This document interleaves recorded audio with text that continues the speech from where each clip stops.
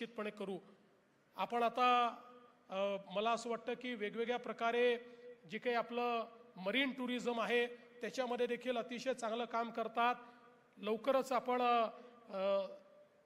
म्हणजे हे म्हणणं वेगळ्या पद्धतीचा बोट बुडवायची आहे आपल्याला, बोट बुडवायची आहे। कुठे बुडवणार आहोत आपण?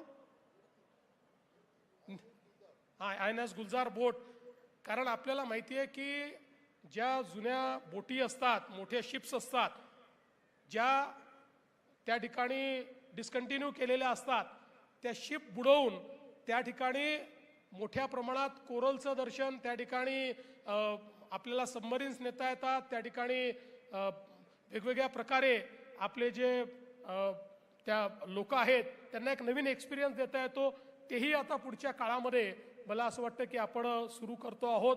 त्यामुळे पर्यटनाच्या क्षेत्रामध्ये जे जे काही नवीन आहेत ते सगळं, स्कुबा डायव्हिंग असेल त्या ठिकाणी स्कुबा डायव्हिंग देखील आपण करणार आहोत। कारण म्हणजे स्कुबा डायव्हिंगची पहिली देशातली अकॅडमी ही आपल्या महाराष्ट्रात आपण सुरू केली। त्यामुळे अशा सगळ्या एक्सपिरियन्स आपण तयार करतो। मला विश्वास आहे की हा जो काही आपण महापर्यटन उत्सव घेतला ही सुरुवात आहे। पुढच्या काळामध्ये महाराष्ट्रामध्ये असे अनेक उत्सव आपल्याला पाहायला मिळतील।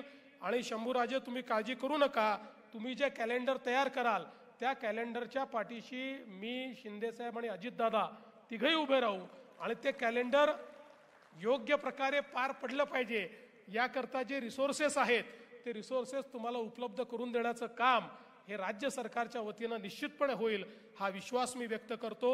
एक अतिशय चांगला महोत्सव या ठिकाणी आपण घडवला त्याबद्दल आपलं मनापासून कौतुक करतो।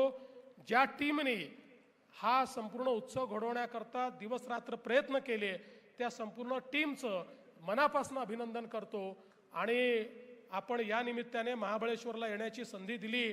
शिंदे साहेबांचं बरं आहे, त्यांचं दरेगाव इथेच आहे, त्याच्यामुळे त्यांना इथे म्हणजे ते इथले भूमिपुत्रच असल्यामुळे त्यांना येण्याची संधी मिळते, पण आम्हाला ती संधी कमी मिळते। पुढच्या काळामध्ये आम्ही 1-2 कॅबिनेट दरेगावातच घेऊ म्हणजे आम्हालाही तिथे येण्याची संधी मिळेल।